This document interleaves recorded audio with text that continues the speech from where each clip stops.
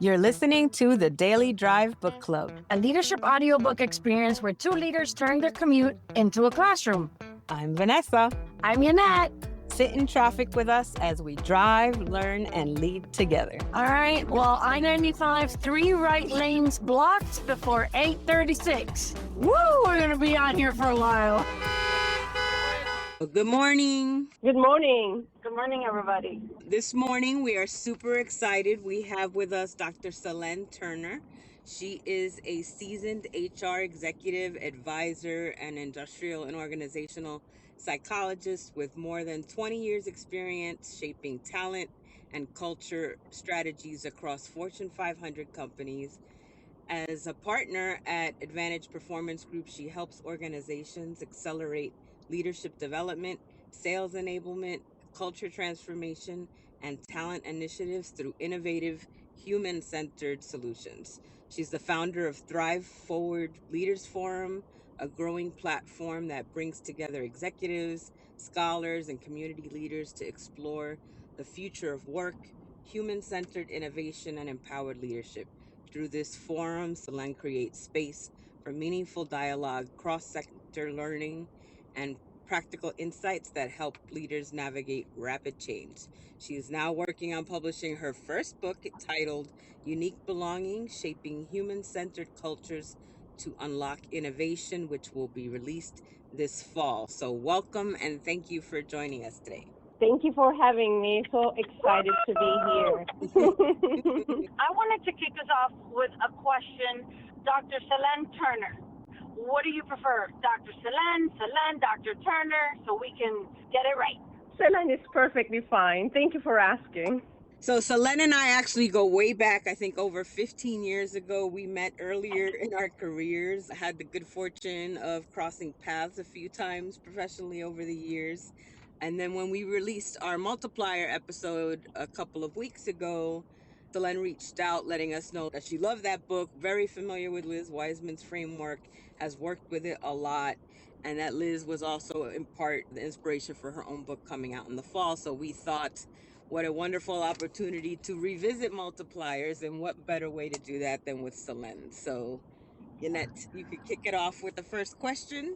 All right, so for our listeners that are not very familiar with multipliers or with the framework, when did you come across this framework and how have you put it into practice? So this goes way back, I want to say maybe 2018, 19, around that time.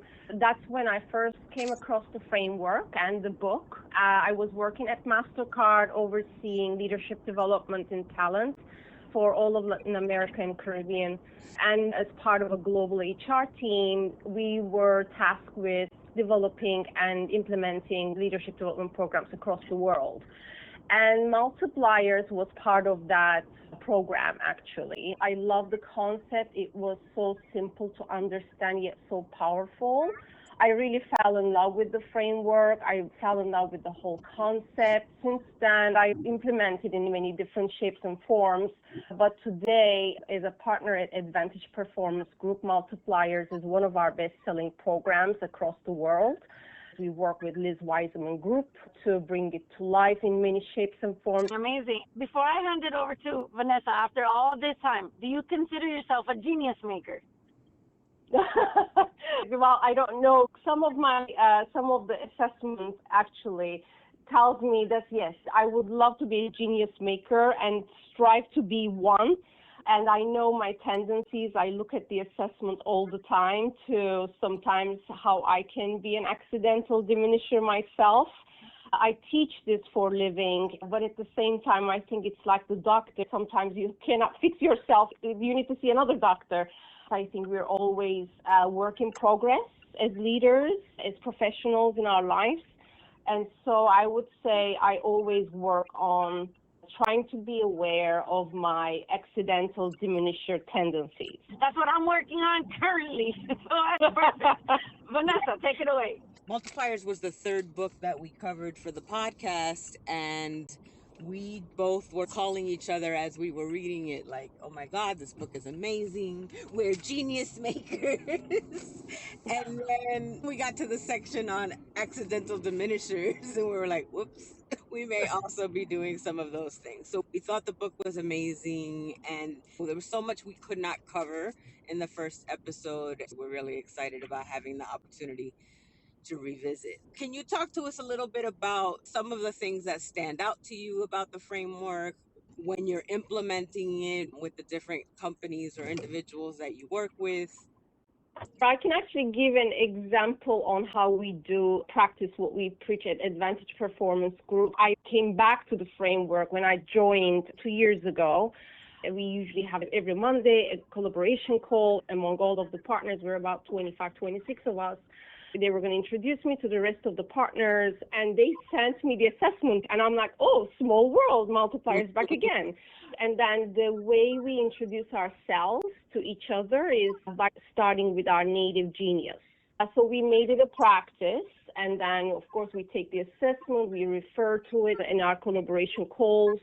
We talk about how we can become more multipliers. Most partners do facilitate multipliers and, of course, implement in many organizations they work with. So we try to practice what we preach in our team meetings, starting with the native genius. So we can start from a place of utilizing all our strengths, but also be aware of some of the accidental diminishers we might have, because that sometimes gets in the way of innovation and collaboration that we want to create. The other thing that I love is that Liz also just hit the 1 million bestseller status a couple of weeks ago. Right after our podcast came out. I'm not going to take any credit here, but right after the podcast came out, she hit 1 million. Right, exactly. So yes, thanks to you guys. So she was asking on her LinkedIn post how this impacted you. So that I told that to her. Beyond being a facilitator or a practitioner, what helped me is to see my diminishers, because one of the things in the book, if you all remember, she states this, that it's very rare that you can 100% be a multiplier at all times, right? We're not looking for perfection from anybody. We're looking for progress, being aware, catching yourself in the moment, how you might be maybe being an idea fountain, right? I scored pretty high on that one. I'm in the 60s on that one, so I'm beyond the threshold. I can have a lot of ideas, and sometimes I can get very excited about my ideas, and I feel that everybody should be excited about ideas, but that's not the case. It can be overwhelming, suck up the oxygen in the room. So I think that's one of the things that I always try to work with leaders is we're not trying to be perfect. It's a spectrum. And the most important part here is to be aware. Awareness is one of the most important things that we talk about in leadership development, and how that might impact others in your team while you're interacting with them, so you don't become an accidental diminisher. So I think that's one of the biggest things. The other thing that happens within the simulations that we run is making it real. Theories are wonderful, stories are great, reading books are great, but applying it, as you know, is a whole nother ball game. And that's what we try to do, is bring it really real life. How do you become more aware so that you're constantly on the right side of the spectrum? Having leaders discuss among themselves and create more of a peer learning, social learning environment is extremely important, so they can also see the challenges and work through them. You and Yannette have the idea fountain thing in common. I'm the idea man. I absolutely am. So I've been working on soft ideas and hard ones so that I don't drive my folks crazy. And you guys would be proud. Yesterday in the middle of the meeting, I told myself, I'm going to shut up now. I said, there you go. You guys talk. I'm just going to sit here and listen. So there you go. There you go, self-awareness. Yeah, you have to catch yourself. I think one of the things that we loved about this book was that she presented these theories and ideas and stories, but then Yannette and I were able to walk away from reading this book and already start implementing things. She was immediately able to start telling herself to shut up in meetings, etc. But we also were then hungry for so much more. Like, how do you apply it in this situation? How do you handle that situation? And so I know that you guys have a bunch of tools and resources that people can use. Can you talk a little bit about that? Of course, yes. There's so much to unpack here, and that's one of the things that we do, kind of unpacking the book a little bit, all that wisdom that comes out from the framework. Yes.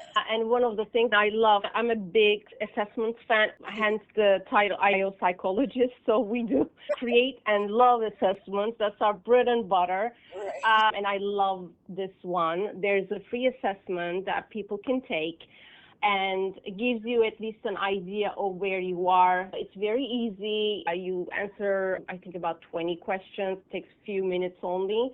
And then it gives you all of your tendencies, the rapid responder, the pace setter, all of that in a spectrum. And then it gives you a little bit of tidbits of information, like, for example, ask for their solution when someone brings you a problem or signals a need for help. Remind yourself that he or she probably already has a solution. I scored pretty high on the rescuer as well.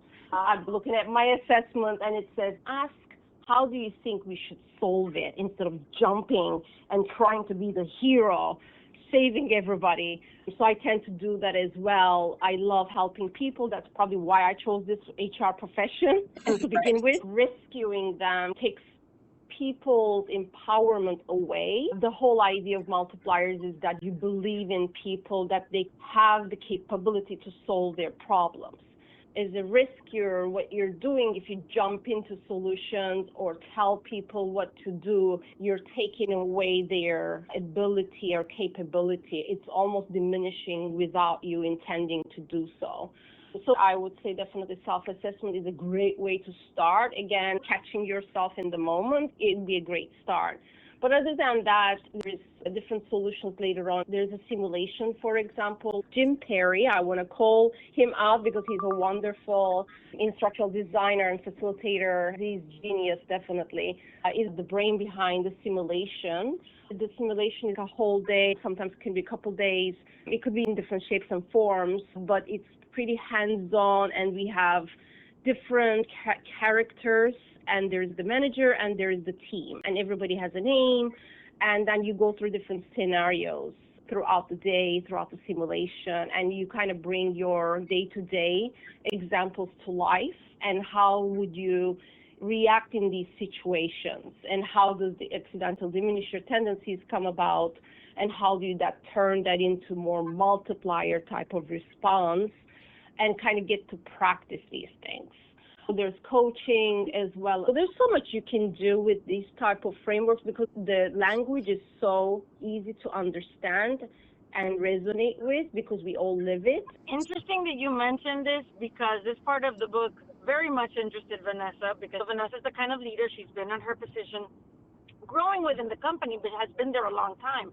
So people think Vanessa will save us. Like, just go to Vanessa. She has the answers, and it's both ways here. Like, you have to catch yourself too. You want to empower people, but when you're putting it into action, it's harder because you might have the answer, but you're trying to help them find it. I was going to say that that's where you and I are aligned in the rescuer personality or trait, because I definitely find myself trying to jump in and be like, I have the answer. Here you go. Don't worry. We'll fix it together. So that was very eye opening for me when I was going through the book. One thing that I was going to say also, in a rescuer mode, one thing that happens is also blocking others' ideas because they might have different solutions that may be better than what you were going to say. And your authority in the room makes a difference. So if you're the manager jumping on and saving or coming up with ideas all the time, because of the power authority relationships we have, no matter how supportive and friendly and approachable we are as leaders, it's still the title matters, and that's how we sort our categories on how to respond to people. Because you have the authority, they will take your idea as the go do it.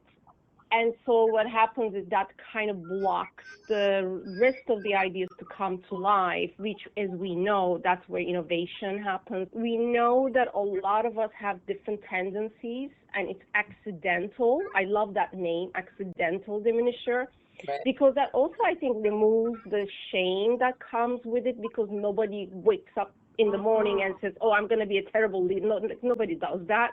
And I might not, some people are like, I'm just going to be a terrible human. I mean, I don't know. But yes, mostly. Let's say majority of people don't wake up in the morning and say, I'm going to be a terrible human being today. So I think that removes that shame, guilt, pressure that comes with, like, I'm expected to be perfect. As you move up the ladder, that pressure is enormous, and your actions are much more visible, has many more implications. And I think that leaves us with, okay, I can be accidental. I'm not doing this on purpose, but hey, I'm working on it. And so I'm aware, and I'm catching myself, and it's work in progress. We're all work in progress all the time. I want to close out the piece on the tools and resources because Yannette and I took the assessment. I'm still working my way through the findings. I mean, I guess I was surprised by a couple of things, not so surprised by a few other things, but I found it super easy to take, actually kind of fun to take, very, very eye-opening. And we are going to put a link in the show notes about where people can go to take the free assessment for themselves and explore their traits. The one that I kind of struggled with a little bit was about the native genius.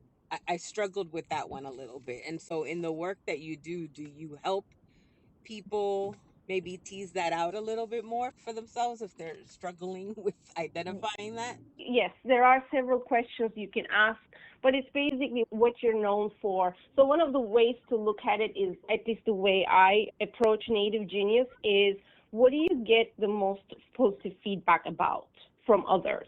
What are you most appreciated about? Because you're right, it's very hard to do it yourself, Right. because it's too close. So Right. again, going back to the doctor, right? You sometimes cannot diagnose your own problems. So I know my native genius is when people give me feedback. So for example, a few feedback that I've received from my leaders over my career has been that how I can take overly complex problems and turn into simple solutions. And I ran with it. That's one of my strengths. That's what I do really well. And I constantly rely on that one and remind people that I can do that and do that well. So the other thing that I get a lot of feedback around is how I'm very collaborative and love connecting people. So I leaned on that over the years and used that to my advantage, because that's my natural strength. So it comes easily to me. It gives me so much energy. So that's one technique. I cheated on that one a little bit because I took a Gallup test a while back, and it hit the nail on the head. To me, my native genius is a word that I wouldn't have used, but when it popped up as my number one trait, I was like, oh my God, that is exactly what I am. It is activator. I activate. I'm going to turn it on, and no matter what, we're going to get this done. Now, again, of course, it has its negatives, and every positive has a negative, right? But Yes. in me, what is natural 100% is if you want to turn something on, you're going to call me. And I'm like, yes, that is me. Now, if you want to turn something off, I'm probably not your gal. It's not me. And that's an interesting point too, Yannette, because that was the one part of the book that you disagreed with a little bit, right? Yeah, knowing that, remember, we read the book once, so I haven't even revisited this part. And you mentioned it a little bit, that your ideas or your energy can overtake a room. I have found that absolutely, yes, my energy has taken over a room and has made the room better because it needed that energy. So it hasn't always been a negative for my energy to be as big as a room. Absolutely, yes. And again, every positive has a negative, and I think that's the whole idea of the accidental diminisher, right? We don't see the shadow that we cast in the room sometimes. Definitely, we do need energy activators and stimulation to get the positivity and optimism in the room, especially if the group is struggling. I think what Liz or the researchers are saying is when it's too much. I think it's, again, catching yourself and reading where the room is at. Are they overwhelmed? Are they ready to take some of the ideas? It could be, for example, your organization going through a huge change, and now we are in the room talking about the change, and change may adversely impact people's lives. And so is it the right time to stimulate ideas and come up with ideas, even though maybe we might have ideas and we're optimistic about the situation and we know that this can turn into wonderful opportunities for others? Is it the right time? Do we wait? Is it the right time to pull that energy out without overwhelming others?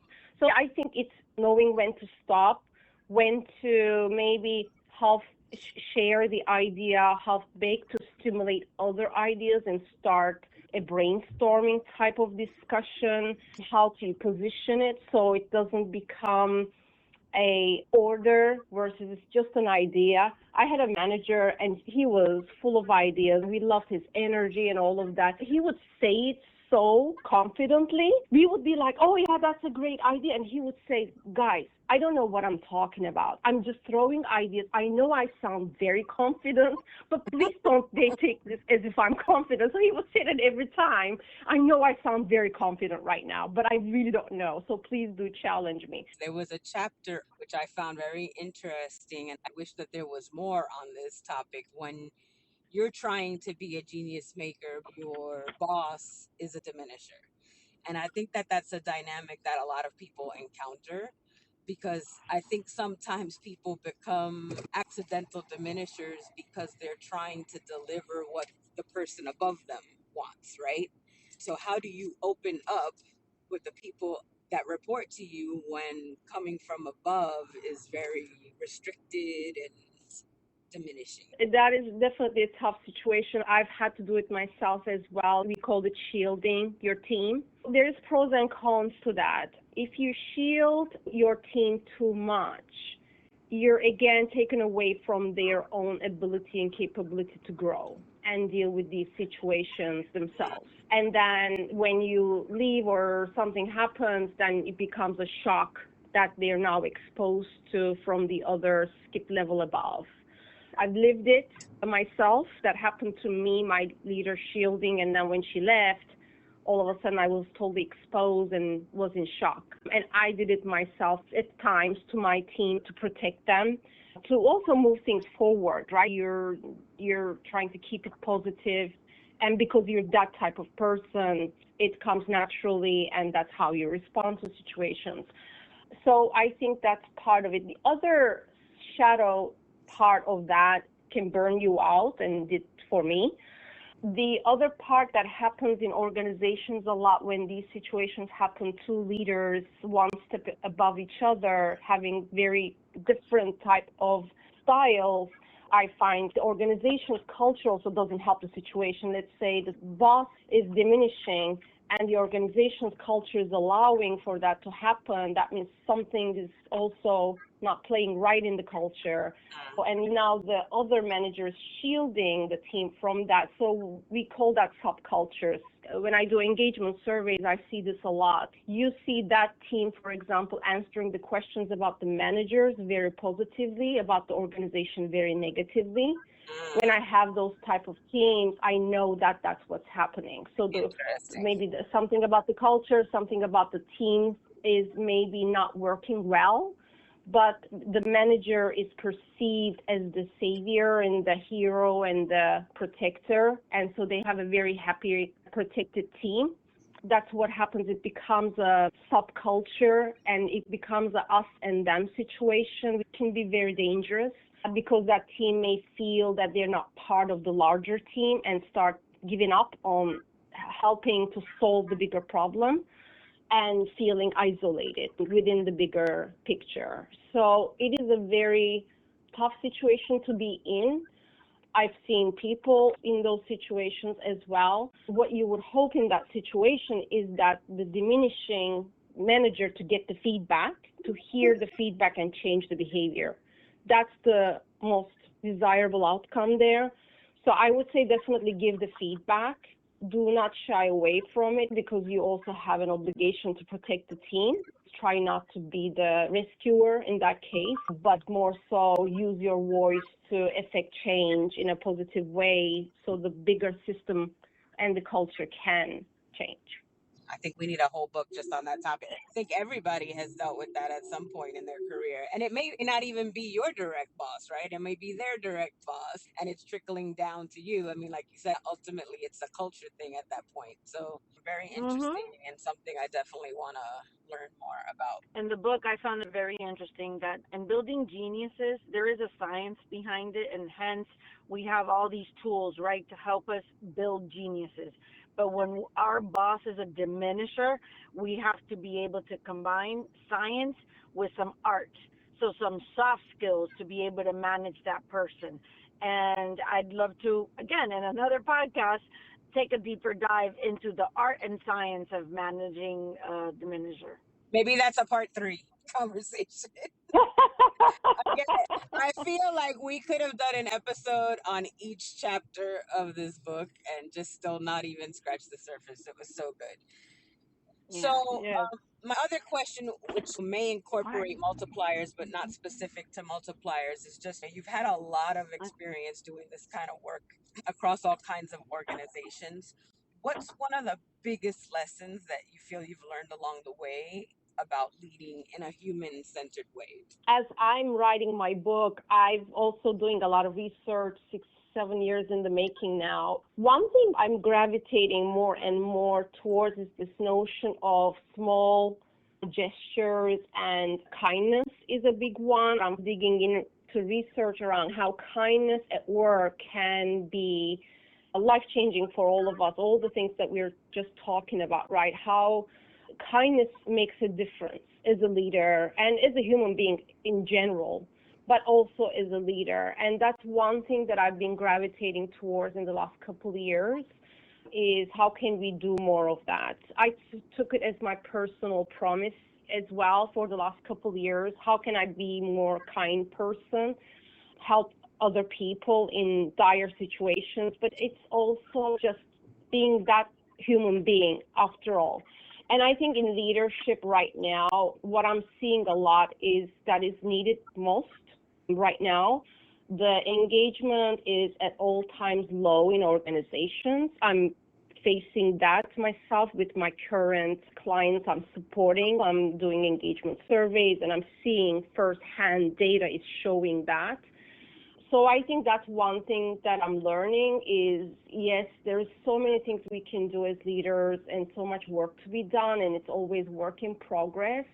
But if we can start with kindness, I think a lot of it resolves itself. And that's the most human-centric way of leading. And that's how my book started, is as part of my dissertation through my PhD, I interviewed close to 30 women across different levels and different organizations, from Fortune 500 to nonprofits, to understand what makes them give all of themselves at work, what makes them motivated and satisfied and want to do their best. And that's one thing that came across with those small gestures and how kindness that they have seen from their leaders made a difference for them personally and professionally.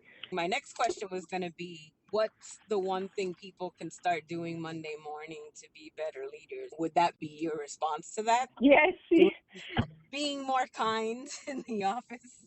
yes, exactly. Kindness, I think, goes a long way. We need more of that right now.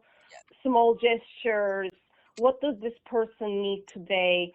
Kind of seeing that these are human beings with full lives. So how can we be more responsive, supportive, and kind to each other? I think that would be my message. So I'll give an example from my study. And this is, again, me learning through this research and study in the process of writing my book. One of the examples that one of my participants gave me was she was going to do a presentation that afternoon that was going to be to the senior leadership, and she was very nervous that day, and she prepared a lot. So when she came to work, her boss brought her favorite coffee, and then she also wrote a note on the coffee cup, and she said, "You got this." And she told me how this made a big difference, that her own boss believed in her and supported her and encouraged her. And that little small gesture made a massive difference for her presentation. Recognition is one of the most desired we see in every engagement survey across the board. And sometimes we think that if there's all these massive platforms and massive money that we need to pour into, yes, that's great, definitely supportive of that. But I was reading an engagement survey yesterday for one of my clients, and one comment said, all I want is well done, thank yous, and great jobs. It almost brought tears to my eyes. Yeah, we forget sometimes how important that can be. Right, right. The last question is, and you've covered some of it already, but tell us more about your book, how it came about, when we can expect it. I know, it's my day and night right now. It's almost done. We're in the editing process right now. It all came about from my dissertation when I started my study in 2020 as I was going through my PhD. I really wanted to do something that was going to be impactful, although they do tell you to keep your study very low key and try not to change the world with your dissertation. So I started a small study. It was a massive, but then I took it further as well. So my study was all about leadership behaviors that creates inclusive environments.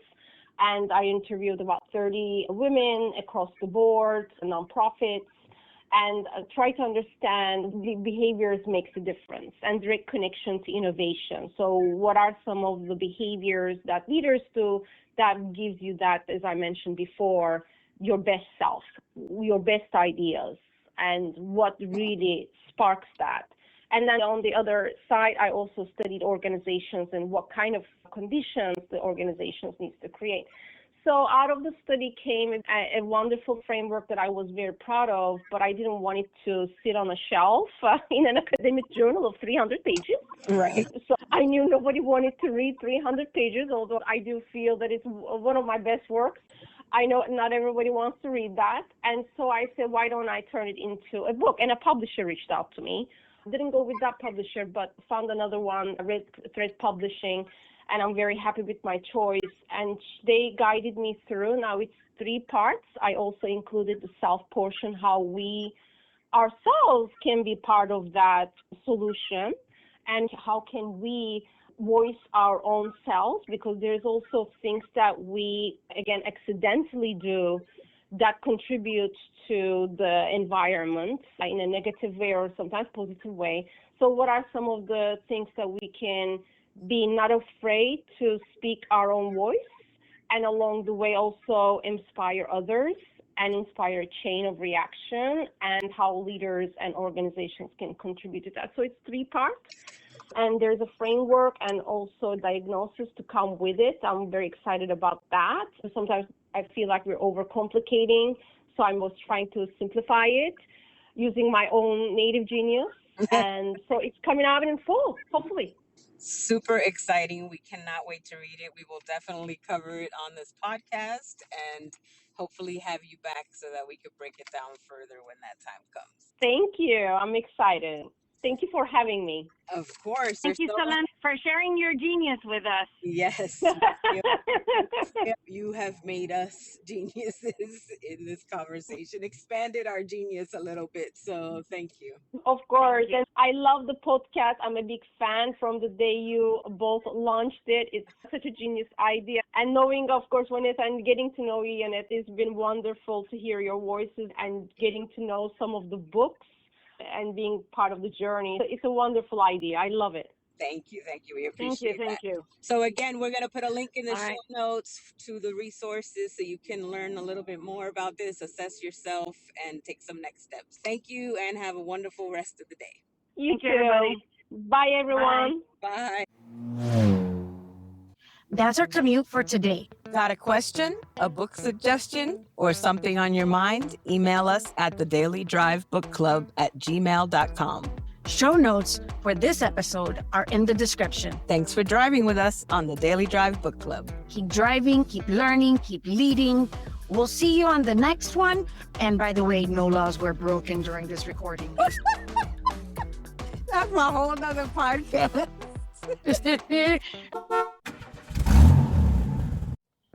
You're listening to the Daily Drive Book Club, A leadership audiobook experience where two leaders turn their commute into a classroom. I'm Vanessa. I'm Yanette.